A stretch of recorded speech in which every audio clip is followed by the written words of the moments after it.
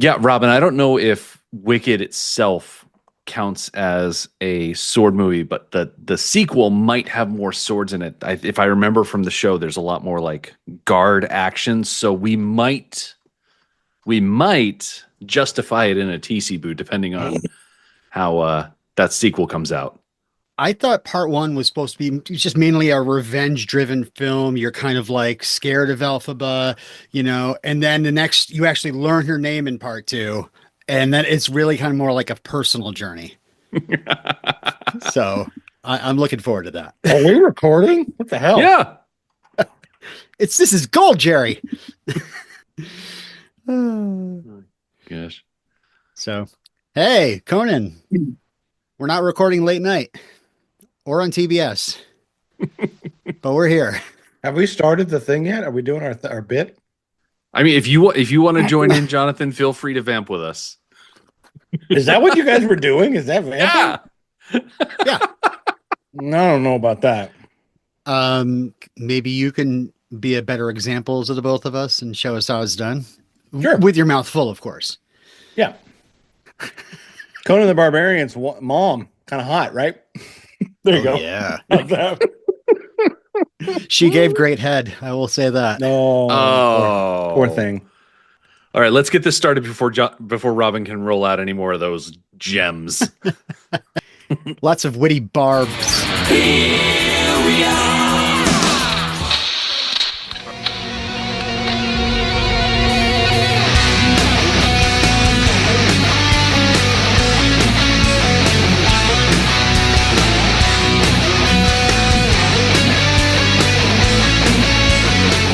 What's up, you broads and bastards, and welcome to the greatest sword movie ever made.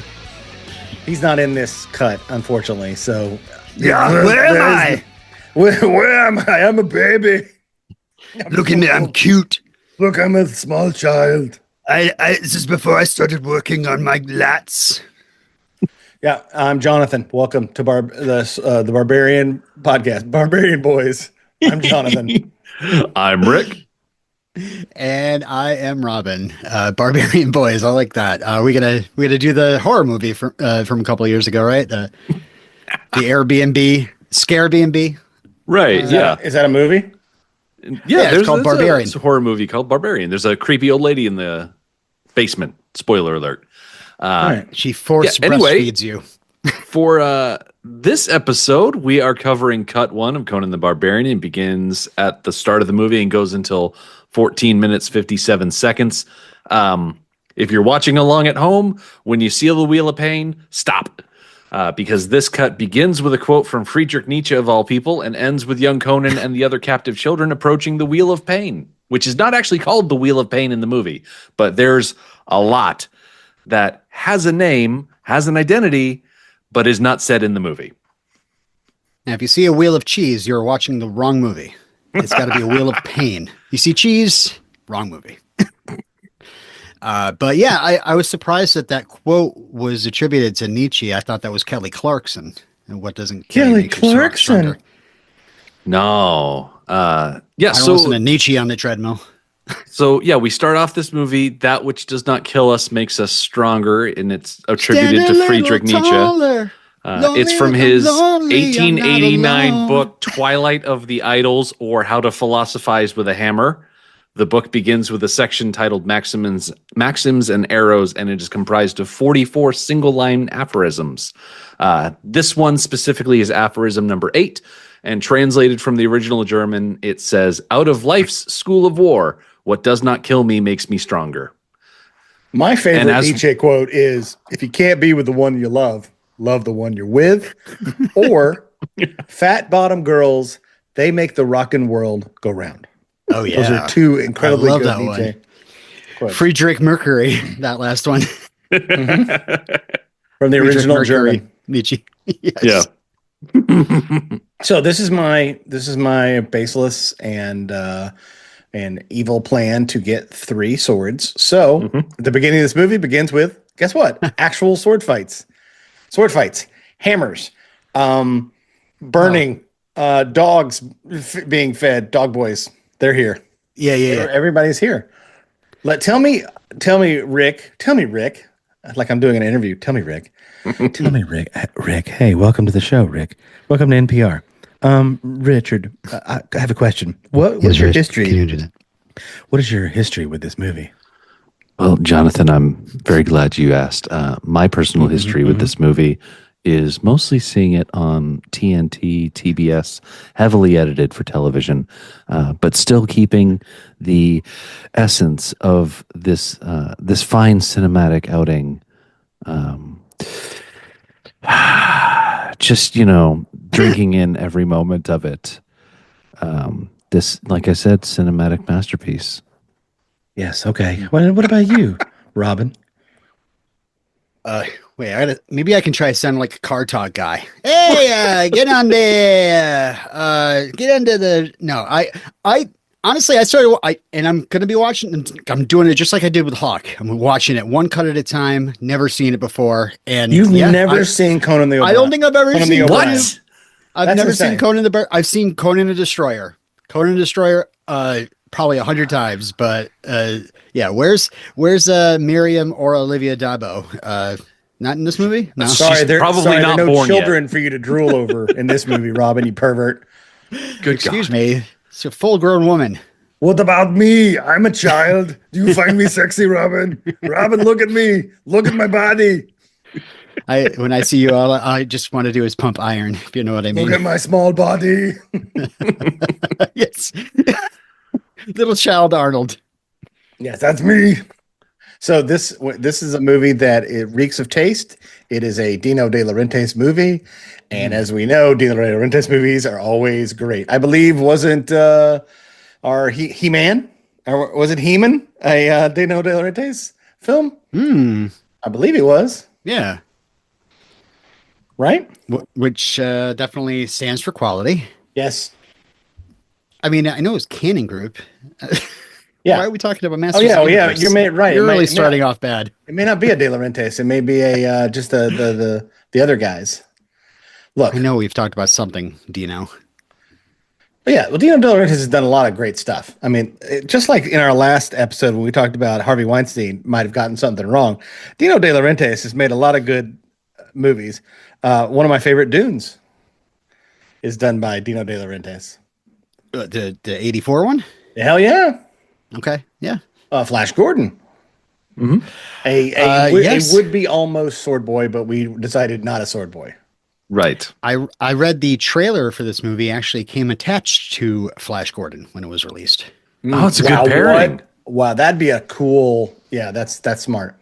Yeah. Other movies you might know for Dino De Laurentiis: Army of Darkness. These are as producer. I'm sure they're all different levels. Maximum Overdrive. The Cat's Eye. So there are a lot of Steven Spielberg. Firestarter. Dead Zone. Halloween 3. I mean, you've seen probably most of these. That's why I'm amazed. For sure. You've seen so many movies that it's amazing to me that you. Mandingo from 1975. Oh man, Mandingo all day, but I've never seen Serpico, Death Wish. Just kidding. Yeah, I think I've seen Serpico. Barbarella. I've seen that. Orca. Seen that. 1976 King Kong. I love this game. I've seen that. Okay, cool. This is a good game. This is a fun game we're playing here. I have fun facts about the creator of Conan the Barbarian because I figured that would get us we should talk about him. into, we should get into the cartoon, like more of the comic book in book form. Robert E. Howard, Texan, born in 1906. Let's see. He was raised by his mom, helped him fall in love with poetry and literature, but he also had a father who was a doctor, and as a result, he kind of grew up around Texas's oil boom, and because of that, there was a massive increase in crime, and so he saw lots of victims of violence going in and out of the doctor's office, and it instilled in him the value of physical strength and violence to combat the evil in the world. So from 9 years old, he started kind of writing historical fiction about battles and bloodshed. And at 15, he got into pulp magazines and started creating characters that he could write them and try to sell them. Always rejected. So after graduating high school, see, he's got kind of like the Conan life, right? He created a disciplined regimen of exercise, which included chopping trees down and then chopping them all into firewood, lifting weights, using a punching bag. He wanted to go from a skinny teen to like a burly man. So so it was kind of like he was working on his body. It was also like writing too. He at 18, he sold his first story to Weird Tales, caveman story. At 20, he started writing for Weird Tales regularly, introduced his first big character, which was Kull the Conqueror, which in reading some of the trivia, a lot of the Conan stuff in the movie kind of gets pulled from Kull rather than because Conan. Kull's in this, he's the descendant of Kull of Atlantis. Yeah. There's like this mythos of Atlantis has just fallen. So like this is basically the Game of Thrones where, High Valeria, Valeria has gone away, that kind of thing. Yeah. It's the same. Exactly. We're in a time of, there used to be a lot of cool shit. Now there's a little less cool shit because like all the magic kind of went away. So only certain people have magic. So, So his spin on the Weird Tale for Weird Tales was to take horror fiction and mix it with fantasy, mythology, romance, action, swordplay. This kind of story was new to Americans. So Robert is known as the father of the sword and sorcery genre. and he made that good song, Weird Tales. Ooh.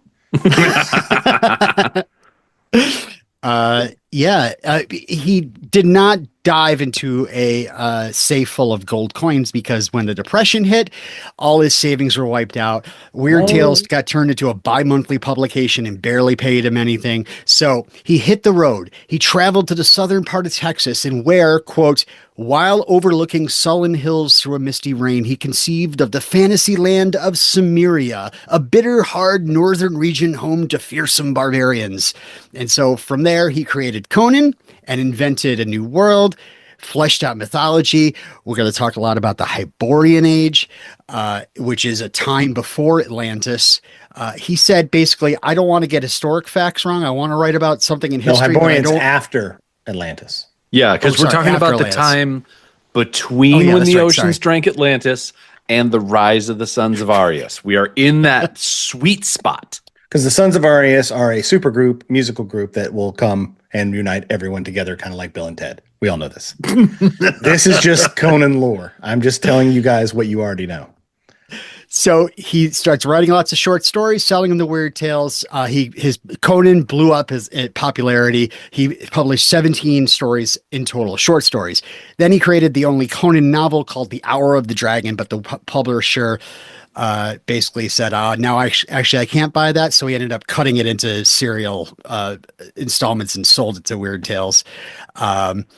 And so by 28, he started getting tired of Conan. He really wanted to write Westerns, but his personal life was falling apart. He was broke. His friends were all married and into their own careers. And meanwhile, he's like hanging out with his parents and writing Conan stories. His girlfriend had left him, and his mother started to succumb to tuberculosis. So soon he wrote to his agent and he gave him instructions on what to do with his assets in case of his death. And on June 11th, 1936, his mother slipped into a coma from the tuberculosis, and Robert asked a nurse if she would ever regain consciousness. She said no. So Robert walked out to his car, took a pistol from his glove box, and shot himself in the head. And his mother died the next day. They're buried together. Yeah. The epitaph, they were lovely and pleasant in their lives, and in their death, they were not divided. He was 30 years old. So that sucks. So yeah, let me just abridge the rest of this. Basically, all the stories kind of like nobody heard about them for a while. And then in the 50s, all of a sudden, the rights got passed through several hands and they started getting published again. And by 1970, Marvel starts publishing Conan the Barbarian, Savage Sword of Conan. Roy Thomas is a part of that. Because that was at the time when in comic books, at least, Marvel was doing the same thing DC was, where they would have a den of writers and artists, and sometimes the artists would be coming up with art first, and the writers would then be like inspired. They'd be like, "All right, here's what we're gonna do for the cover of Conan this week." Yeah, and they'd show it, and they'd be like, "All right, this is a story about Conan, and he's gonna meet lizard people." It would literally be like kind of off the cuff. They did this with Superboy and Superman in those times too. Like if you've ever seen the Superboy cartoon comic book covers from like the 50s and 60s, they're bonkers. It's always like Superboy, and he's like on the cover. There's words, and he's like talking. He's like, "Oh my God, I found my brother!" And then at the bottom it says Superboy's secret brother. They would literally go to them with a cover, and then the writer would have to write the story based on that cover. So they not like the writer would come to them and be like, "I want to do something about this." It was totally driven by the artwork, which is hilarious because they don't do that anymore. That's insane, but. It is that level of because these are pulp, so they're just like these guys. I mean, I remember having feelings when I would see the Marvel sort of Conan comic books, the scantily clad ladies and the heavy metal, yeah. It definitely resonated with me as a kid. I wasn't old enough to have read these when they came out, but I read them in republishing. But it was a whole different side. Like I never collected Conan, so. Yeah, that was never a comic book I collected. I read more Gru the Wanderer than Conan the Barbarian. Oh, Gru the Wanderer, that's a good one. I read a lot of Asterix of Gaul. I did not. I don't know that one. It's a French. Yeah, it's the French comic. It's really good. I had like a big books of it when I was a kid. Yeah. Anyway, so and mine is kind of in between you guys. I have seen the movie, so I'm not like Robin, who's a weirdo. But it's one of those ones where I have seen Destroyer 100 times more than I've seen this one. I would say I can technically say that too. In the past 30 years, I've probably watched this movie twice. And so that's my recollections of it. So I won't be pinpoint accurate on knowing everything about it, but I do know a lot about it. And every time I see something, I'll be like, "Oh yeah, that's the So that's basically how this is going to go. And since we're covering this movie in 8 cuts, every episode is only going to be covering like 15, 20 minutes. So it's really digestible little bites. Yeah, it won't be like, surprise, this cut is an hour. And is there a director's cut or any sort of cuts out there that live out there for the Conan verse? All right. Or is this from the time of this is Millet's idea and this is it? So the copy of Conan that I have that we are operating off of, the title on the download file said that it was like the extended version, but I didn't notice any like huge differences between this and any other version that I've seen. So I can't speak one way or the other about like, is this a different cut somehow? Gotcha. So Conan, really popular by 75. They Edward R. Pressman, you see his name in the credits. He wanted to produce a movie. In 77, they cast Arnold and had Oliver Stone write the first draft, but he could not get an investor. He sold the rights to Dino, who then handed it off to his daughter Rafaela de Laurentiis to produce. John Milius, who was a big deal because he wrote the first 2 Dirty Harry movies and then Apocalypse Now, was under a contract with Dino and he signed on to direct only if he could rewrite Oliver Stone's script, which was a 4-hour epic set in a post-apocalyptic future where Conan leads an army in a massive battle against a horde of 10,000 mutants. That sounds terrible. I don't like that. I don't like that at all. Funny enough, this first cut contains really one of the last remnants of Oliver Stone's script, which was the whole raid on the village was a part of it. Took 5 months to film in Spain, released by Universal in 82, made nearly $10 million in its opening weekend, knocking Porky's out of the #1 spot. Oh no. And Sword and the Sorcerer down to the #3 spot. It knocked another sword movie? Oh no. Yeah. The following week, The Road Warrior premiered, but Conan held on to #1. Just wanted to let you know that, Rick. What a weekend for Rick. Baby Rick. The one movie that dethroned Conan the following week was Rocky 3, of course. Oh man, so yeah. Well, between 1982 and 85, movies are so dense in that how good it's just the golden age of movies. What a time to be alive! What a time! Star Trek 2 I was alive. All the guys coming up right around the. Yeah, I know. Me too. I was just too young to enjoy all this. I enjoyed it. I didn't see Conan in the theater. This was rated R, I believe, right? Yes, it was. I think so. Yeah. There's a lot of blood in this movie, and bare breasts. This is not a rated PG like Conan the Destroyer type movie. Yeah. We'll get to it. We'll get to Conan the Destroyer. Yeah. So this movie begins with a voiceover in a bathroom. That's right. So the credits in this movie are not terribly descriptive when it comes to actual character names. For instance, Conan's father is just called Conan's father. This disembodied voice is just called the Wizard. Young Conan's father. There is an extensive Conan wiki that exists on the internet. So we know, thanks to Conan the Destroyer, that the voice that we're hearing is not just the Wizard of the Mounds, it's Akiro. Is it the same person? Yeah. Oh, okay. So Akiro, the Wizard of the Mountains, is probably his full. Yeah, that's his full title. Wow. Like we get to know him more in 2. Absolutely. When he's got his little hat. Yeah, it's actually Mako, but yeah, we get to know him better in Destroyer, and he's kind of like more of a, I don't know, kind of a rapscallion. Although they kind of made the other guy, the guy who's the thief in the second one. I don't remember his name. Pig Boy. He's the pig boy of the movie. He's just kind of like there. Okay. How old do you think Mako was, by the way, when he was in this movie? It's gonna be 32. Yeah, something ridiculous. He's probably like 27 or something like that. No, depress me. He's 49. Oh, okay. Is Mako still alive? No, because he was Uncle Iroh in the Avatar: The Last Airbender. That's big place that I know him from. Apparently, Emilius really wanted Arnold to be the narrator. Oh, God. And the executives at Universal were like, no. What? I can do it. Let me do it. Let me read it. Conan can totally be his own chronicler. If I'm going to tell, if I want the story to be told, I'm going to tell it myself. I mean, yeah.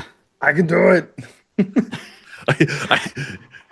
I would love to hear Conan talk, hearing Schwarzenegger pronounced Aquilonia. Aquilonia. So I love how sword forward this movie is. It starts with blacksmithing and flames, and this Conan's is one of dad those talking things about swords. If you're not watching, if you're watching for the first time, Robin, I think a lot of people think this is Conan's sword. It's not. That's what I assumed. Oh no, this is Conan's father's sword. This is Conan's father's sword, and it's never his sword. Bullshit is this? Yeah, he finds later on, he'll find the Atlantean sword, which becomes his famous sword. It's the same. It looks let's be honest. It looks really close, but the one that's his father's has like this little creature that's kind of been carved onto it. Like the hilt is like got a creature skull. It's very Mandalorian feeling. Yeah. Oh yeah. Yeah, it really is. But yeah, this scene, until this, had there been, we saw it in the Gawain, the Green Knight, Sir Gawain and the Green Knight, that movie we watched. Sword of the Valiant. Yeah. The Sword of the Valiant over on Patreon. They are making a sword at the beginning. Mm-hmm. What other famous like movies where they make a sword at the beginning of the movie? There are a lot at this time where they were. After this, they'll always be like the crafting. This influences everything. This influences T2. Like T2's opening is the thing being created. It's always the thing. Making the thing is the credits. Yeah. Which is much better than the 90s, when the 90s we're going to swirl through your DNA. So it was like X-Men, Spider-Man, all those movies. Like it was always like you're flying into your DNA, like every cliche. Then all of a sudden you're like, oh my God, I've been inside the logo the entire time. Yeah. So this is the beginning. This is the beginning of that kind of that cool look. Look at Game of Thrones and that the House of Dragons show. That's it's all the same crap. It's just pouring stuff down things. In Game of Thrones, there is a whole. I remember 2 swords. I think they make 2 swords out of the one. Yeah, the Valyrian steel sword of the North, which I think is just called ice or something like that. It's taken once Ned Stark is dishonored, and then they melt it down into 2 swords. One is given to Brienne of Tarth, the other one is given to Jaime Lannister. But it's fine. By way I of, wanted to point out Joffrey, real believe, quick. right? Okay, real quick. Bronze Age swords were poured and cast like this. But they were never poured in open casts. They were always like sealed casts that you would break apart. Right, because you have to get the top and the bottom at the same time. You can't. Exactly. Otherwise, if you made a sword this way, you would make half a sword. It's Exactly. there'd be a smooth part, and then there'd be the part that like actually has the words that the sword seems to have. Mm-hmm. So also, yeah, steel swords were never poured like this because the melting point in order to get steel to be molten, it needs to be between 2,500 and 2,800 degrees Fahrenheit. Wood forges max out at 1,800 degrees Fahrenheit. You cannot get a wood forge hot enough to turn steel into a liquid in order to pour it. Even if you had like a modern pure coal forge, you might be able to start liquefying steel. But there's no way that young Conan's father is doing that in this hut in the middle of his Sumerian village. So let's get that right out of the movie starts out quick. Like when I see the village, you're like, oh, you're in the mountains. This is fun little. Oh, it's this little village, and he seems to be. It's weird that he has this big of a forge in a town of like 7 goat farmers, but whatever. Because that's not really explained at the beginning, like who he is, why does he exist, why is this important? Like, it's hard to even the chronicler Mako. I'm gonna call him Mako. Yeah, his actual actor's name. The chronicler even says, like they never say why. Like why this was done. Was it for the steel? Was it for the like they're vague on the understanding of it. Yeah, they never explained that the this village that we see. These are the Sumerians, and the Sumerians are longtime descendants of the Atlanteans, like people who lived in Atlantis, who were driven out when the city collapsed. It doesn't. So Sumerians talk about are village people. Exactly, and these are not the same Sumerians that we all hear about when you hear about Sumeria in America. Right, they're not on the Sumerians. Not They're not Sumerians. They are Cimmerians with a CIM, not SUM. Now, totally different. How does this relate to Red Sonja? What was Arnold's character? Was he a Cimmerian in that also? So with a C? Oh my gosh, it's been so long since we were talking about Sonja. I don't remember what his background was? Where he was coming from. It was much more foppish where he was coming from. Right. Yeah. As we know, Arnold was not playing Conan in that movie, but it was still taking place in the Hyborian Age, but it was the Hyborian Age as interpreted by Marvel Comics, not the Hyborian Age as interpreted by Robert E. Howard. So that's kind of a big difference between what we saw in Red Sonja and what we see here, is that it's a different era of creation, but it's still the same like general time setting. We're still pre the rise of the Sons of Arius.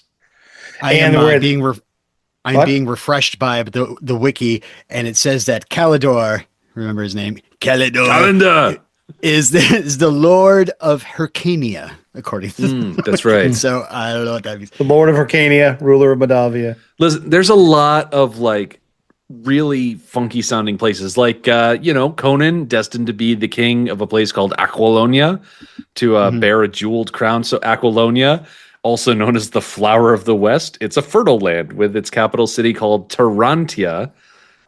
It's a western kingdom that's bordered by Singara and the Pictish wilderness, and Samaria is on the border there. And these are the fictitious places that exist now in the world of Conan, right? Yep. Gotcha. You've got other places like Nemedia and Ophir and Argos. Is there an R? Did R make it on the map? I don't think so. I want to know. Oh, R. That's terrible. Yeah, but there's other places like Stygia is elsewhere. So first 15. Let's get to the actual movie. The first 15 minutes it starts with very simple: make the sword, and then the sword's finished. And then, unfortunately, this movie goes to a blue screen of the dad talking to little Conan on a mountain, and it's fucking terrible. It's very Dragon Slayer. Looks very bad. Yeah. But he's like telling him like the secret of steel, basically. Yeah. I want to point out real quick, we do get a shot of the inscription on the side of the sword. It's technically upside down if you're trying to read it, but it is written in English. What does it say? Oh, really? The letters are stylized, but it says, "Suffer no guilt, ye who wield this in the name of CROM." There we go. Because as young Conan's father goes on to say, CROM is your god. And Conan's father, wind and sky and fire stuff, is played by William Smith. He's a notable that guy. He's in Red Dawn. He's the Russian in Red Dawn. You've seen him in a bunch of stuff. But yeah, he auditioned to play Conan apparently. Obviously, and also we have to talk about this. He's like probably, I would have to say, one of the patron saints of Swordboys. He has to be up there because he is he's the one who's like, he's like one of our mini apostles, the great apostle, young Conan's father. We need to create might need to create a Last Supper style picture of all of the different prophets. We got Connor MacLeod, we got Duncan MacLeod way at the end. We got young Conan's father. We got young Dar's father. Yes. We got there's so many people that are kind of involved in the mythos of the swords, and he's the first one to kind of explain. Before this, we took it from the gods. The gods forgot how to make steel, and we humans, men, learned how to make it. So making steel is very important. it's like, yeah, the gods fought the giants. They dashed the giants into the ocean, and then they just kind of left the secret of steel on the battlefield, just as an afterthought. I left my phone somewhere. Where is my steel? Where's my sword? It's like, but I love it. He's like, and we found it, and we're just men. We're just normal men, innocent men. And this considered. is I was gonna say considered for the part also where Nick Nolte, Joe Don Baker, and Jack Palance. Conan. This is the secret of steel. Oh, he would have hammed it right up. It would have been so good. Amazing. It would have been crazy. It would have. I will say after the blue screen, the actual cinematography of the village, the light shining through the trees, is really much much better. And I did some research. Most of the movie's beautiful. That's why it's so crazy. Like you're watching for the first time, they start with a shit scene, and you're like, that feels like a reshoot. It feels like they didn't have enough. We need the backstory. We need to explain what CROM is. No, this has to be done on top of a mountain. Well, we don't have a mountain. We have a village set. Can we not just have him do this in the village with his kid, like when they're really there? Fuck, we forgot. Oh, well, let's shoot this later. That's what it felt like. Felt like an afterthought. Yeah. So his son, played by, what's his Jorge name? Sanz. Yeah. Spanish. Still an actor. Spanish actor. Still an actor. Yeah. Which is probably why we don't hear him speak. Wait, what are you saying? I'm Spanish? What? I'm Horatio Sanz. Okay, since we're still talking about identities now, young Conan's father does have a name. It's never said, but his name is Corin, Corin, and his mother also has a name. Her name is Grecian. Not Gretchen. Corin. Grecian. Grecian, played by one named actress. What's her name? Nadaduska. And from what I can tell, Nadaduska doesn't speak the English. She's German. She doesn't say a word in this. Yeah, she doesn't need to. Well, she's also got like this. Her mouth is kind of open. She's got that Sophia Loren like look. Like it's like because first you see her, she's watching like a pervert. She's watching her husband make a sword, and she says nothing. And then hot, she's literally. there, and then she is like she looks high. Okay, she looks high the entire time. She's very like her mouth is always open. And I was like, I was expecting, in my mind, there's a scene where she kicks like lots of people's asses. Doesn't really happen. And I was like, her sword is bloodied, so she definitely kills somebody. But yeah, it's an off-screen ass kicking. Yeah. So basically what happens is this group with the two snakes facing each other. I don't know their name yet. Neither does Robin. We don't know their name.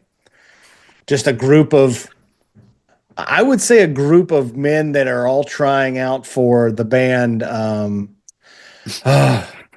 Spinal Tap. That's basically everyone in this movie is going to go to the Spinal Tap tryouts after this because Thulsa Doom's henchman is basically the drummer. Yeah. From Harry Shearer, right? He's Harry Shearer from yeah. So it's pretty great. Right the right costuming in ahead. this is amazing. In this instance, and they start. Go. In this instance, the Conan Wiki is really helpful. For instance, did you know that this raid takes place in 9988 BC? Sure. That's a detail from Where the was wiki. Connor McLeod? 9988 BC? Yeah. 10,000 years ago? Yeah. Oh, no, well, 12,000 years ago? Yeah, I was about to say a little bit more than that. On the Also, dawn of time. this horde of raiders here are made out. They are made up of Tyrannians, Picts, Aesir, and Vanir, who all follow Thulsa Doom.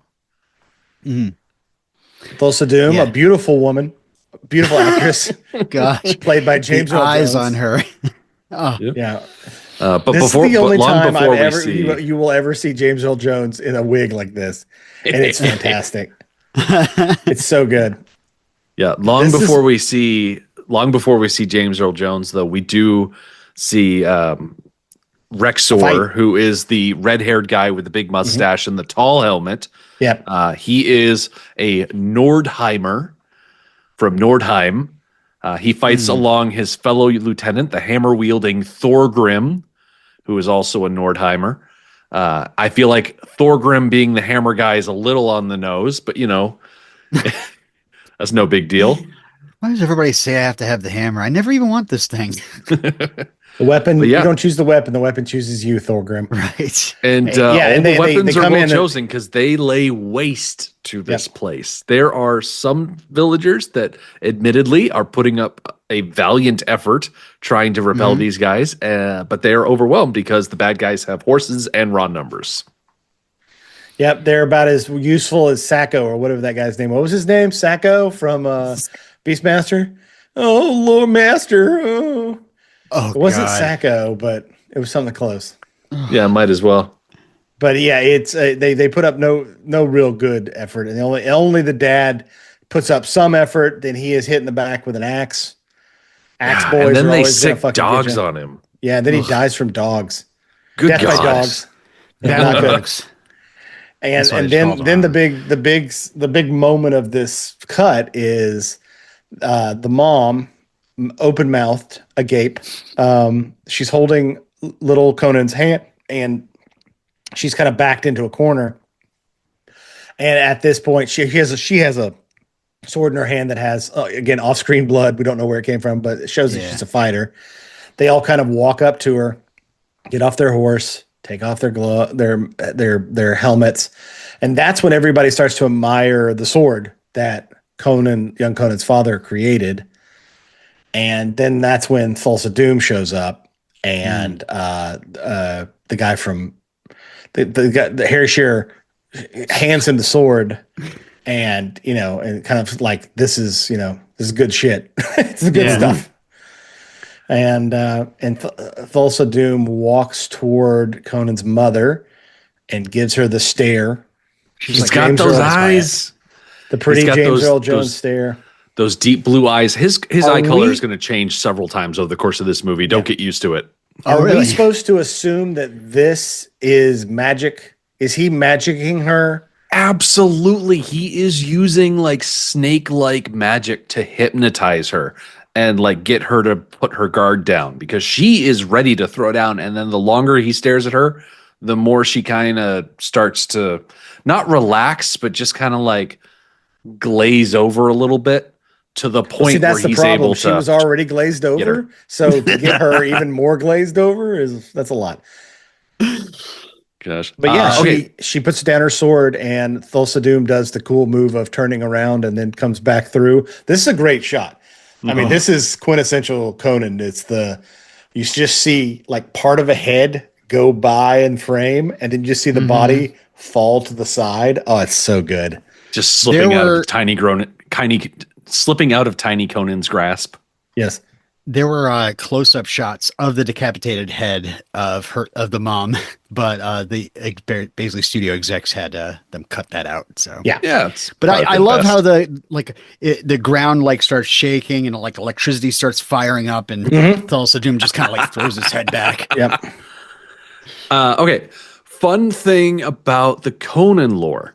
When I was reading up on backgrounds for Thulsa Doom and stuff like that, a lot of entries wanted to say that this character was actually Totamon, which is a Stygian character who actually is the direct like rival of Conan.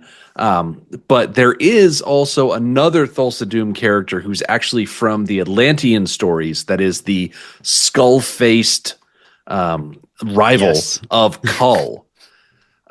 So Thulsa Doom in the Robert E. Howard stories is kind of like a precursor to another character we've already seen in another Excuse movie. me? Yes, it's me. It's my cue. Yeah, there actually have been like I read in the trivia that like a lot of people think that like He-Man was really kind of inspired by Conan the Barbarian, and it goes back and forth whether that's actually true. I mean, it definitely has, maybe not by the person, but it's by the lore of a sword wielding whatever. And if you look at the breastplates of most of the guys, Skeletor, sexy Skeletor included, it has a lot of commonality, like the swirling snakes and the, just the symmetry of things like that on their armor. I can see it. I mean, if you look in the background, Fisto's there. There's a guy with a giant fist. You just can't see him. And Ram Man, he doesn't act, he's just, his name is Ram Man. He actually said, please call me Ram Man. Like when he came to the camp and they were like, I don't want to do that, but it's stuck. I want to add a new portion to our shows, because as we're doing these, we've never really talked about this. And I want to start always remembering to do it when there's a battle scene. Yeah. Who's your favorite hench? Who's your favorite hench in this? Because what made me think about this is also we're doing a TC Boo taping tonight, and there's a henchman in this that made me laugh. And I was like, oh, we should have a favorite hench. Like when these scenes happen, someone that kind of, they don't have to have a name. I mean, this one, my hench has a name, but they don't have to just be like, the guy that does this is great. I love it when this guy does this. And I think we can have a favorite hench, and also sometimes you can also add like a favorite death in there. For me, I'll give you an example. My favorite hench, knowing now his name is Thorgrim, I was like, Hammer Guy is my favorite hench. This guy rules. This guy brought a hammer to a knife fight, and it's great. And he just comes around banging on people with a giant hammer. Like a big old game of whack-a-mole. Yeah, I love that. And then my favorite death / whatever you want to call it is the dude that's on fire who gets pulled into a building. And I was like, best death. That dude's life sucks. He was lit on fire, and then he was dragged behind a horse, and then the horse goes into a building, and so does the fire, and it's like, oh my god, what a nightmare! Wow. So that's I'm not really sure. I'm going to come prepared next time for this. I know it's super hard. I will say the red-haired weirdo is that we Are see you talking about Harry the Shearer. giant? Yeah, the giant handlebar mustache. He is that Harry supposed. Shearer? Yes, Or is it somebody else? that's the actor Harry Shearer. Of course. No, the one that like there's one that shows up. It seems like he's scouting ahead. Yeah, he's talking about Franco Columbu, the Pictish scout. Yeah, Exactly. I was just about to say that. Yes. not to Frank be confused, Columbo. because there's Franco Columbo is different, because there's also what's his face is here, Lars, what's his name is there Ulrich? too. Yeah. What's his name? Owen. The guy that's in everything. The guy that's in everything. Arnold Schwarzenegger does. He's the other guy. He's the third henchman before Thulsa Doom. Thorson. What's his last name? Thorson.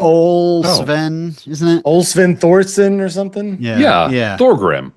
I forgot about him. Yeah. But yeah, he's like And he one was of in those guys Sonya that- as well. Yeah, he's in everything. Yes, Sven Ole Thorson. There we Yeah. go. He plays my favorite hench, Thorgrim, the guy with the hammer. But yes, Yeah, I got a real kick out of the Pictish scout because he's the only one that's running around without a shirt on. So he's like, let's see, the Picts are supposed to come from like present day Scotland, right?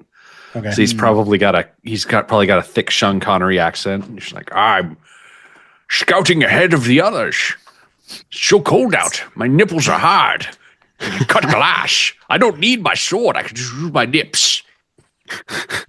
Speaking of, he was Sir Sean was actually considered for the role of Thulsa Doom. That would have been amazing. Wow. Sean in that wig. Do you know the riddle of steel? The riddle of steel. The riddle of steel. Good luck me saying steel. I can't wait till we get to Thulsa Doom actually speaking.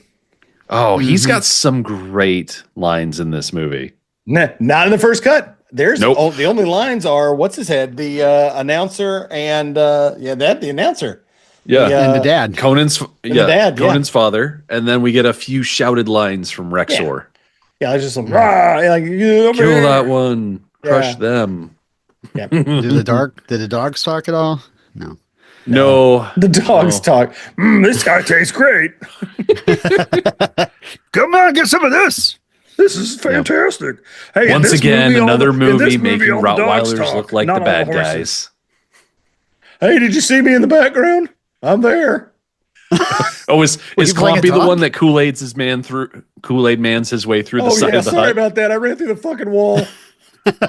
They just kept the take. They had 2 cameras rolling, so I was like, fuck it, I'm going through the whole thing.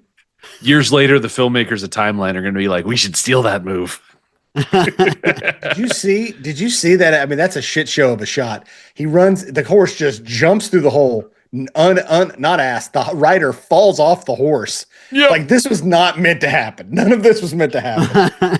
And I'm sure Milius is just like there. Just keep rolling. This is perfect. We're getting the best stuff. I do have some trivia about the cinematographer, by the way. Okay. I was pointing out, like, it was really like the opening shots of at least the village and the lights coming through the trees. I love that stuff. So I looked it up, and so the opening scene was shot by Gilbert Taylor, who then was replaced by TV director Duke Callahan. Gilbert, the reason why he was replaced, Gilbert had his son Peter as the first assistant cameraman, and he was blamed for some interior scenes he had shot where they were underexposed. So after they fired Gilbert's son, Gilbert's like, I'm out. And I'm like, okay, where'd they get this hack from? Well, he's a cinematographer for Doctor Strangelove, Repulsion, Frenzy, The Omen, and oh yeah, Star Wars. And they're like, oh, we'll get the TV guy in here. You can patch this up. So, This is after the main first scene, this first battle. From now and then on, it's a different person. Is that what you're saying? Yeah. He shot the opening scene, and I guess he apparently did some interior stuff, and it was way too dark. I mean, it looks really nice. Not his stuff. His stuff must be shit, but the rest of this stuff looks fantastic, and everybody's eyes are great. It's just, and the costumes. Oh, the suits of armor. I mean, we should be armor boys too, as well as sword boys, because the armor in this movie is one of those ones as a foam smith, as someone who enjoys building things out of foam. When Thulsa Doom walks up, I'm just like, oh, I gotta make that helmet. Oh, with all those little scales on his breastplate. The helmet, the scale, the amount of eyes, effort that I could put into this would be insane. The sheer height of some of those helmets. Now, here's the thing, though. Am I allowed to make this costume since this is a black character? Am I allowed to? Oh, no. You can make the costume. Can you I can wear it? even wear the wig. It's just there's one specific detail of the character that you're not allowed to. I wouldn't blackface myself. But he's got the cool 2 swords on the front. Thulsa Doom has 2 swords on the front of him. His costume, it's funny how his costume is so much better than everyone else's on his team. Yeah. And I want to know, Rick, did we look up Thulsa Doom's like background? Like, it's like going to Wikipedia. Is there a Hyperion-pedia? Yeah. That gives us some info on them. So Thulsa Doom is one of those guys where he See a doctor. he learned how to do sorcery and kind of rose the. Sorry. He learned how to do sorcery and he rose through the ranks that way. He very obviously at an early age said, "Oh, snakes are my favorite animals." And then everything that everybody ever gave him for the rest of the life was always snake themed. Every birthday, every Christmas, it was always snake themed. Snakes again. Yep, you know, exactly. I like other things. I like hair salon trips, maybe a gift card here and there. I like conditioner as well. Trying to come up. It's trying to come up with my James Earl Jones voice. I can't really do it because it's so low. It's just like, yes, I am your father. I'm not. I killed your father. I had him eaten by not horses, by dogs. Yeah. Yes. Fun thing about the death of Conan's mother, I guess. The death of young Conan's Fun mother. thing about that? In the lore of the Howard novels, Conan's mother technically gives birth to him on a battlefield and then immediately dies. So the fact that she was able to live as long as she did in the movie version is, extra life given to the character instead of just offing her immediately. We need to just yell out anytime we see a trope that has been influenced and been used in a book or movie somewhere else. We need to yell it out. Wheel of Time. In Wheel of Time, Randall Thor's mother is a warrior. She gives birth on the battlefield, hands the baby off, and dies. Basically. Oh wow. So yeah, these things. Oh, and then there are the heads. They're the heads you're talking about as they do leave the town. Yeah, we do see the heads. Yeah, if you look, but go back. It's right when they walk past the rock. They have that rock with all the blood on it. The heads of the mom and the dad are on it, and there's like bodies staked. It's not good. Yeah, they killed all the adults and stole all the children. It just seems like they stole all the boys. There are no girls there. Did you notice? Oops. I mean, I can't really tell because they're all like covered in fur and stuff like that. But I think they're sent somewhere else. I mean, those could be extras from the Wizard of Oz for all I know. They're that one dressed kid, up. The kid that's in front of young Conan, in front of little Conan, he drives me nuts because he has this I couldn't tell if he's wearing a hood or if it's hair or his wig, but you can't see his face in a lot of these shots. It's not his hair. It's like a bad wig. You can't see his face. I'm sure his mom's like, hey, we went all the way up to Spain and my son's face isn't even in the movie. Oh, and the scenes that makes me laugh is they're walking down this mountain in snow. And I'm like, there's no way they'd fucking let kids anywhere near this with horses around them. Like all these horses walking down the snow, all these children, they would never allow this to happen anymore. This is 82. This is back when you could put kids in mortal harm. No problem. But at least the rope around their neck, it's not tight. It's actually pretty loose. You could easily. It's basically just to keep, it's like around him. It's just to keep him walking with the kids, not choking him as he walks. Exactly. Right. Okay, so Akiro the Wizard of the Mounds in voiceover is talking about how Thulsa Doom and his cronies, they went south and the children were led north with the Vanir. The Vanir is a group of people that I mentioned earlier. So up in Nordheim, there are two groups of people, the Aesir and the Vanir. The Aesir are the blonde-haired, blue-eyed people, and the Vanir are the red-headed, dark-haired people. They're all just, the same shade of white, but it's just their hair colors are different. So they've been warring with each other for years and years. And I guess they've banded together under the banner of Thulsa Doom. To unite the region for conquest. Thulsa was really, I think Milius was thinking of him almost as like a cult leader. Like, absolutely, would just start. Him. You'll find out later, Robin. It's a snake cult kind of thing. Oh, okay. Like everything's snake based. It's very, to do a voice that's kind of like Skeletor. It's Cobra Commander, who also sounds like the Monarch. Retreat. It's a very Cobra Commander aesthetic. He looks like Serpentor basically. Mm-hmm. Excuse me, I live at Snake Mountain. You do. So does Thulsa Doom. He does live on Snake Mountain. Cobra, fuck those guys. So all of the young boys, Robin's favorite scene, all the young boys are brought to the Wheel of Pain. All the young boys. They're brought to the Wheel of Pain, and that's where this cut ends. And I was like, oh man, we don't get any. We get 0 Conan. This cut sucks. We got plenty of Conan. He's just small. Yeah. I don't like it when I'm small. Give that boy some protein. I don't know what accent I'm doing at this point. You're talking like this. Yes. Like some sort of weird Austrian Muppet. He's like, and here is Fat Albert as Conan, Conan, like Conan O'Brien. What? Boomerang fish thrower. I have 2 more fun facts I'll drop before we end this. I just wanted to say, Milius, when the Dulce Doom's Raiders came in, he wanted to have Carmina Burana playing, but unfortunately, a year before that, Excalibur stole that. So they cut that right out. Also, I don't know if I would that would take me out of it. Because at least in that movie, I'm thinking in my mind, it's like classical music of Earth, whereas this is 10,000 years ago. So right, give me that Basil Palladorus stuff. Yeah. And the last thing I had was about the actress Nadiuska. IMDb says that she was a queen of softcore movies in Italy and in Spain.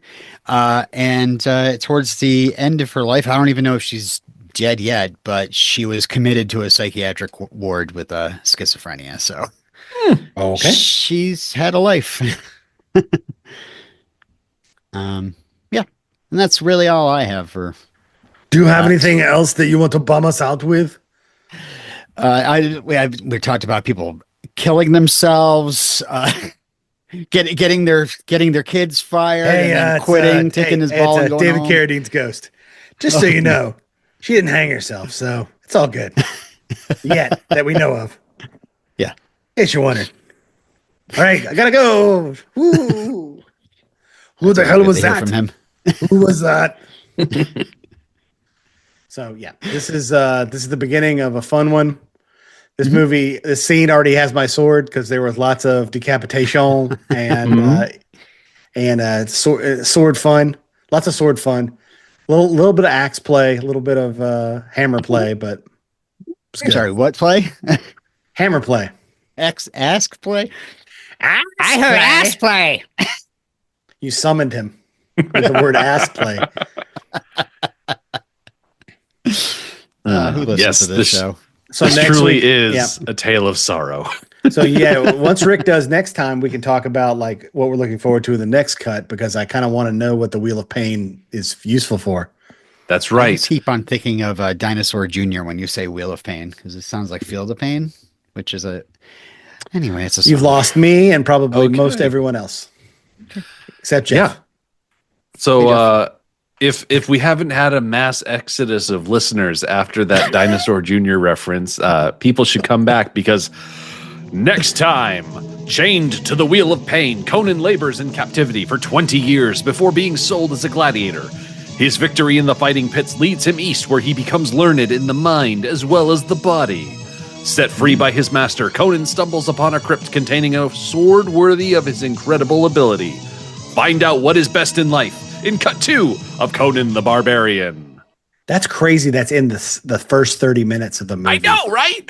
I know. That's nuts. That's like something so freaking iconic. Yeah, this is like, so everything that's about to happen is the wheel, him training, the montage, plus the getting the Atlantean sword are like the big. I mean, if you had to say what you remember about Conan the Barbarian, that's a lot of what people remember. Mm-hmm. I mean, most people, not everyone has memories of later on when they look like a black and white cookie, when they all go in dressed up like black and white cookies and go on a raid. But yeah, I'm excited for next week. I'm excited to get some actual. It's time for me to finally bloom. I'm ready. I'm ready. I'm here. I'm here. We owe Arnold a debt for covering Calidor before we covered Conan. So I hope we do it. If you check your calendar, I am there first, and then Conan. I'm going to work on my impression. That's okay. Or maybe not. It's better when it's bad. Okay. Right, because there's more feeling behind it. It's coming from a place of personal truth as opposed to actual truth. I just want to pull it straight from my shorts. Oh my God. Robin, put down your Atlantean sword. All right. See you in 2 weeks for the cut 2. Clang, clang. Clang, clang.